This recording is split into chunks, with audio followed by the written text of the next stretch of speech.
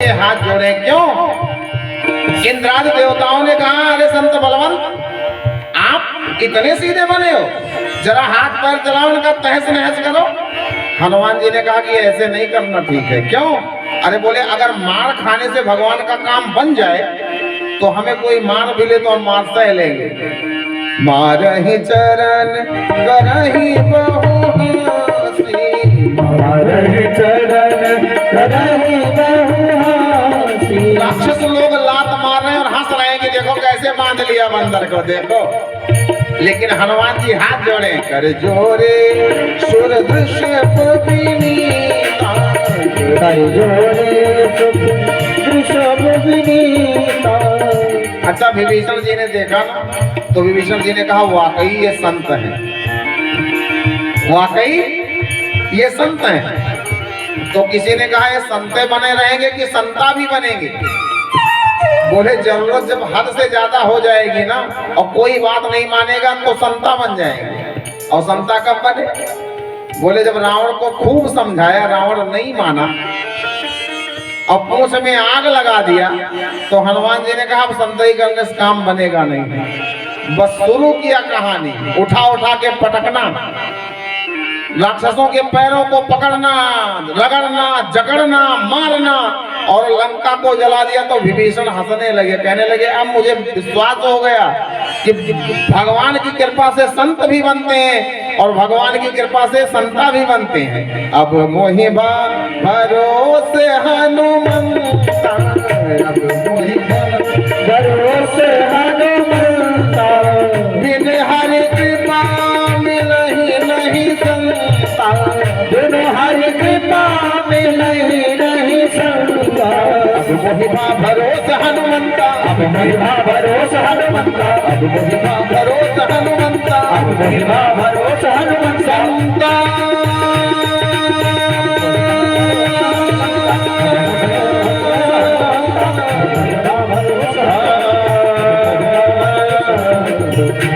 हरि कृपा मिलहि नहीं संता, हरि कृपा मिलहि नहीं संता। मिलहि नहीं संता। और ये क्या फल है? ये सत्संगति का ही तो फल है, ये सत्संगति का ही फल है। इसलिए हमारे यहाँ संतों की महिमा का गायन किया गया है कि सत्संग और संत की संगति आपने कर लिया तो आपका बिगड़ा हुआ जीवन भी सुधर जाएगा। और यहाँ भी क्या है जो मैंने चौपाई उठाई कि जग मंगल गुण गाम राम के, यहाँ पे भी मंगल है कि सत्संगति मोद मंगल मूला, सत्संगति मोद मंगल मूला। सत्संगति मोद मंगल मूला, सत्संगति मोद मंगल मूला। स्वई फल सिद्धि सब साधक मूला, सोई फल सिद्धि सब साधन मूला। जग मंगल गुण गाम राम के, जग मंगल गुण गाम राम के। दान मुकुट धन धर्म धाम के, धाम धाम के धर्म धाम के, धर्म धाम के धर्म धाम के। जग मंगल गुण ग्राम राम के, जग मंगल गुण गाम राम। जैसा मैंने कहा जग मंगल गुण राम राम के, ऐसे संत और सत्संगत में भी मंगल है। तो जिनके नाम में मंगल, जिनके गुण में मंगल, जिनके धाम में मंगल, जिनके चरित्र में मंगल, जिनके चेलों में मंगल, सत्संगत मुद मंगल मूला। इसलिए यहाँ सब मंगल की कामना करते हैं। एक बात तो परम सत्य है क्या? अच्छा आप कथा सुन रहे हो और माताएं कहें कि देखो जितनी बड़ाई हो रही है सब पुरुषों की ही हो रही है, स्त्री जाति की कोई बड़ाई नहीं हो रही है। मन में शंका आती है ना। लेकिन मैं एक बात तो सत्य कहता हूं कि श्री राम कथा को आगे बढ़ाने में सबसे बड़ा हाथ माताओं का ही है और किसी का नहीं। अब बोलो कैसे? एक देवी ने वरदान मांगा, एक देवी ने वरदान मांगा। किसने? शत्रुपा ने, कि आपको मेरे यहां अवतार लेकर के आना है। तो पहला हाथ किसका? उन देवी का, कथा को आगे बढ़ाने में। कितना भी कोई योजना बना ले, बिना माताओं के कथा आगे नहीं बढ़ सकती। अच्छा, अयोध्या में अवतार लेकर के भगवान रह जाते हुए शत्रुपा ने वरदान मांगा कि मेरे घर आओ, जन्म लो, और वो कौशल्या बनी, जन्म लेकर के आ गए। अब वो अयोध्या में ही रह जाते अगर कोई देवी आगे ना बढ़ती तो दो देवियां आगे बढ़ी कि अगर ये यहीं बसे रहेंगे तो कथा काहे को आगे बढ़ेगी इनकी, इसलिए दो को तो कदम आगे बढ़ाना पड़ेगा। सो दोनों देवी कौन? बोले एक कैकेयी, दूसरी मंथरा। राम जी राज करके बनते अवधनाथ, कैकेयी के संग में जो मंथरा ना आती। राम जी वहीं रह जाते ना, और जब वहीं रह जाते तो कथा काहे को आगे बढ़ती। सो दो देवियों ने बीड़ा उठाया कि हम कथा को आगे बढ़ाने की कोशिश, भले अपयश सुनना पड़े, लोग हमें गालियां दें, लेकिन इनको वन भेज करके ही मानेंगे। सो अयोध्या में तो मंगल है, पर जग में हमें मंगल करने की जरूरत है, इसलिए इनको भेजो आगे। तो दो देवियों ने खूब गाली सुना। कोई ऐसा नहीं होगा जो मंथरा और कैकेयी को गाली ना दे, लेकिन दोनों ने कहा कोई बात नहीं, गाली दे लेने दो, लेकिन भगवान की कथा हम आगे बढ़वाएंगे। अच्छा, भगवान वन में पहुंच के अगर वहीं रुक जाते तो, और वहीं से वापस चले आते, तो क्या उससे आगे कथा बढ़ती? तो किसी ने कहा फिर आगे की कथा किसने बढ़ाई? बोले राम जी वन में आए, चित्रकूट में रहे, वहां से पंचवटी भी गए, और पंचवटी से घूम करके वापस आ जाते। रमे ही रहते वन में प्रभु मेरे श्री रामचंद्र, और रावण के बहन जो आके नाक ना कटवाती। सो एक देवी ने कहा कथा को आगे बढ़वाने के लिए नाक कटवाना पड़ेगा, तभी कहानी आगे बढ़ेगी। तो किसी ने कहा कि भैया ऐसा नहीं, नाक थोड़ा कटवाने जाएंगे कथा को आगे बढ़ाने के लिए। सूर्पनखा ने कहा कोई बात नहीं, अगर कथा आगे बढ़ाने में हमारा सहयोग है तो हम नाक ही कटवा लेंगे। नाक कटवाने से क्या जाता है। सो नाक कान कटा, पर कथा आगे बढ़ी है ना। अब कथा आगे बढ़ी, सूर्पनखा ने बढ़ाया। तो योगदान कैसे? बोले काम मंथरा कर गई भन भेजे श्री राम, और रण में रचने में रहेगा सूर्पनखा का नाम। मेरा भी नाम आएगा कि लड़ाई में हमने सहयोग करवाया और भगवान की कथा आगे बढ़ी। लेकिन कुछ देवी और आगे आई, बोले अगर ये सूर्पनखा नाक कटवा लेगी, रावण हरण करके चला जाएगा और ये वन में रोते रहेंगे, तो फिर कथा यहीं पे विश्राम हो जाएगी ना। तो किसी को और आगे आना पड़ेगा। तो रोते रहते सीता के वियोग में राम जी, सबरी सुग्रीव के जो पास ना पठाती। सबरी अगर सुग्रीव के पास में राम जी को ना पठाती तो क्या कथा आगे बढ़ती। तो एक देवी और आगे आई, उन्होंने कथा को बढ़ाया। भटके रहते विनीत वहां पे कप भालू वृंदा में। जितने भालू अंदर गए थे उसी गुफा में फंसे रहते और वहां से आगे जा ही नहीं पाते, और ना लंका की खोज होती और ना लड़ाई आगे बढ़ती, ना भगवान की कथा आगे बढ़ती। तो वहां एक देवी ने कहा हम ही कुछ सहयोग कर दें। तो तप पुंज पुंज जाति की नारी गर वहां ना आती। वहां एक देवी प्रकट हुई जिन्होंने बताया कि ऐसा है। कैसे खोज रहे हो? वानर भालुओं ने कहा कि देखो हम लोग खोज रहे हैं आंख फाड़ फाड़ करके। तो उन देवी ने कहा, विवर की देवी ने, क्या देखा जानकी जी?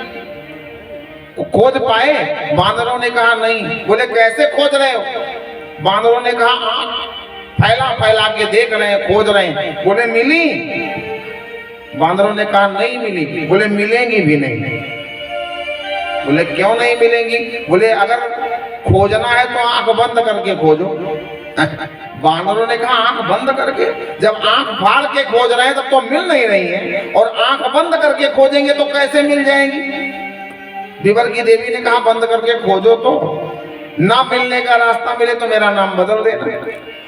अच्छा, बानर कितनी देर अपनी आंखें बंद कर सकता है? बानरों ने आंख बंद किया, और बंद करके आंखें जब खोला तो अपने आप को समुद्र के किनारे पाया।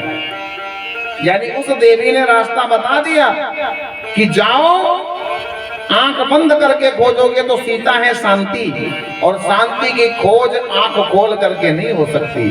शांति को अगर पाना है तो आपको आंख बंद करना पड़ेगा। इसलिए बानर भालुओं ने आंखों को बंद किया। अब समुद्र के किनारे पहुंच गए तो इन माताओं के कारण श्री राम कथा आगे बढ़ी। अच्छा, श्री राम कथा बन तो गई, लेकिन अगर कोई सुनने वाला ही ना होता तो कथा काहे को आगे बढ़ पाती? सो एक देवी ने कहा कि देखो, इन लोगों ने सहयोग किया है कथा बनवाने में, कथा लिखवाने में, कथा आगे बढ़ाने में, लेकिन इसको चलाने में सहयोग हम करेंगे। सबसे पहले हम ही सुनेंगे। सो माता पार्वती आगे बढ़ी। रचि महेश निज मानस राखा, रचि महेश निज मानस राखा, रचि महेश निज मानस राखा, रचि महेश निज मानस राखा। पाए सुसमय शिवासन भागा, पाए सुसमय शिवासन भागा, शिवासन भागा, महेश निज मानस राखा, रचि महेश निज मानस राखा।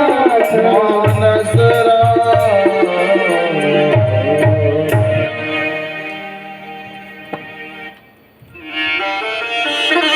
माता पार्वती ने कथा सुनने के बेड़ा को उठाया, और पार्वती जी ने जब कथा को सुना और भगवान शंकर ने सुनाया तो वही कथा विश्व प्रसिद्ध बन गई। अच्छा, सुनने के आग्रह करने का तरीका भी बड़ा विचित्र है। पार्वती जी बैठी, ये नहीं कहा, ये कहा कि अगर आप मेरे ऊपर प्रसन्न हो तो एक मैं विनय कर रही हूं। भगवान शंकर ने कहा क्या?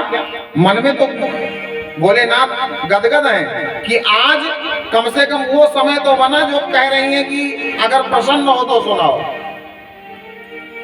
जो मो पर प्रसन्न सुख राशि, जो मो पर प्रसन्न सुख राशि, जो मो पर प्रसन्न सुख राशि, जो मो पर प्रसन्न सुख राशि।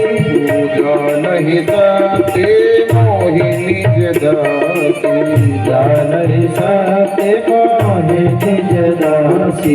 जो मो पर प्रसन्न सुख राशि, जो मो पर प्रसन्न सुख राशि, जान ही सकते मोहि निज दासी। जान ही मोहि निज दासी। तो भगवान शंकर ने पूछ लिया किस लिए सुनना चाहते हो? लोग आते हैं ना कथा सुनने के लिए। कोई कहता है हम ज्ञान के लिए सुनते हैं, कोई कहता है महाराज मुझे आनंद आता है इसलिए हम सुनते हैं। भगवान शंकर ने कहा आप किस लिए सुनना चाहती हो? पार्वती जी ने कहा कि हमारे अंदर अज्ञानता आ गई है। अज्ञानता? देवी आप तो बड़े ज्ञानी की पुत्री हो, राजा हिमांचल की, और आपके अंदर अज्ञानता। आपके गुरु नारद जी हैं जिन्होंने वेदों का पान कर रखा है, और आप अज्ञानी कैसे हो गई? पार्वती जी ने कहा अज्ञानता उस विषय का है जो मन में शंका उत्पन्न कर देता है, और पूर्व जन्म में मुझसे यही हुआ। मैंने शंका किया, और शंका अज्ञान ही तो है। शंका किसे कहते हैं? ना ज्यादा उजाला ना ज्यादा अंधेरा। और शंका इसी में है, क्योंकि पूरा उजाला रहेगा तो आप जान जाओगे कि ये रस्सी है कि सांप है, और ज्यादा अंधेरा रहेगा तो चाहे रस्सी हो चाहे सांप हो, आपने देखा ही नहीं, आपको शंका ही नहीं होगी। ज्यादा उजाला होगा तो अगर सांप होगा तो समझ जाओगे, सतर्क हो जाओगे कि ये सांप है, और रस्सी होगी तो समझ जाओगे रस्सी है। और ज्यादा अंधेरा होगा तो आप समझ जाओगे कि कुछ भी हो, क्योंकि आप रस्सी को भी सांप समझ के उठा सकते हो और सांप को भी रस्सी समझ के उठा सकते हो, आपको शंका नहीं होगी, क्योंकि आप रस्सी खोजने गए हो, भले सांप आपने रात में ले लिया, लेकिन ना ज्यादा उजाला हो और ना ज्यादा अंधेरा तो मन में शंका आ जाती है। उठाओगे रस्सी और चौंक जाओगे कहीं सांप तो नहीं है, क्योंकि वो दिखेगा सामने से। तो ना ज्यादा उजाला ना ज्यादा अंधेरा, यही शंका का कारण है और यही अज्ञानता का कारण है। इसलिए हे महादेव, हम अज्ञान हैं और अज्ञानता दूर होती है भगवान की कथा में। तो प्रभु हरहु मोर अज्ञान, तो प्रभु हरहु मोर अज्ञान, कहि रघुनाथ कथा विधि नाम, कहि रघुनाथ कथा विधि नाम, कथा विधि नाम। शंकर जी की वाणी और गूढ़ता सबके समझ में नहीं आ सकती, सो ये देवी आगे बढ़ी पार्वती जी कि हम इस गूढ़ वाणी को सुनेंगे और समझेंगे। अच्छा, ये तो हमने सुन लिया, लेकिन एक देवी की बड़ी विचित्र भूमिका है। बोले कौन? बोले देखो, कथा आगे बढ़ने वाली देवियां बहुत हो जाती हैं, कथा में युद्ध कांड बढ़ाने वाली शूर्पणखाएं बहुत हो जाती हैं, कथा को सुनने वाली देवी बहुत हो जाती है, और अगर कथा लिखवाने वाली देवी ना होती तो सब बेकार हो जाता ना। तो सुनने वाली भी आगे बढ़ी, कथा को आगे बढ़ाने वाली भी आगे बढ़ी, उसमें लीला को और विस्तार करने वाली देवियां बढ़ी, लेकिन एक देवी की इतनी बड़ी भूमिका है, अगर वो ना होती तो आज हम लोग बैठ के कथा ही ना सुन पाते। बोले कौन? बोले तुलसी ने तन तपायो पायो पति परिणाम, पत्नी ने तन तपायो तो पायो पति परिणाम। अगर रत्नावली गोस्वामी जी को डांटती ना तो गोस्वामी जी भी अपने घर में लीन हो जाते, ना भागते राम की खोज में, ना रामायण लिखते, और ना आज हम जैसे अज्ञानी इसको सुन करके ज्ञान की प्राप्ति करते। तो एक देवी और महत्वपूर्ण है, माता रत्नावली, जिन्होंने इस कथा को बढ़वाने में अपना सहयोग दिया और कथा को अग्रसर कराया। तुलसी ने तन तपायो पायो पति परिणाम, और पत्नी ने तन तपायो पायो पति परिणाम। तो गोस्वामी जी ने तन को तपाया तो रामचरितमानस लिखा, और रत्नावली ने भी तन को तपाया। ना कहती और ना गोस्वामी जी लिखते, ना जाते। कहीं पे मैं कथा कह रहा था तो कुछ लोग व्यंग करने वाले होते हैं, बच्चे ना मजाक करते हैं। किसी ने हमसे कहा कि तुलसीदास की पत्नी ने फटकारा तो तुलसीदास बन गए। ना फटकारती पत्नी और ना तुलसीदास जी महात्मा बनते, ना रामायण लिखते। तो मेरे भी मुंह से निकल गया कि अगर पत्नी के फटकारने से कोई तुलसीदास बन जाए तो आज घर घर में तुलसीदास हो जाएगा। है ना बात? कौन नहीं फटकार सुनता है?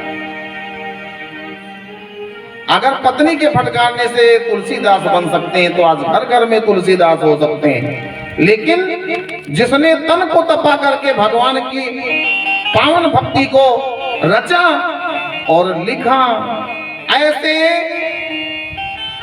प्रश्नकर्ता और प्रश्न के उत्तर देने वाले संतों को प्रणाम करते हुए हम एक ही बात कहेंगे कि भगवान शंकर ने पार्वती जी से कहा, अब पूछा आप क्या सुनना चाहती हो? बहुत कह दो कि हम कथा सुनना चाहते हैं, तो इच्छा भी तो होती है कि पूछे हो रघुपति कथा प्रसंग, पूछे हो रघुपति कथा प्रसंग, पूछे हो रघुपति कथा प्रसंग, पूछे हो रघुपति कथा प्रसंग, सकल लोक जग पावनि गंगा, सकल लोक जग पावनि गंगा।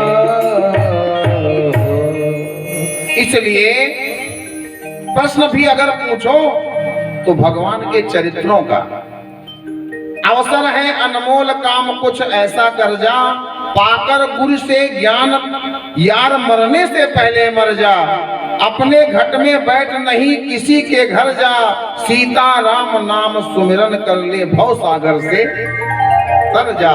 जिसने इस ज्ञान गोता में अथाह सागर में गोता लगाया वो उस तत्व को प्राप्त कर सकता है और उस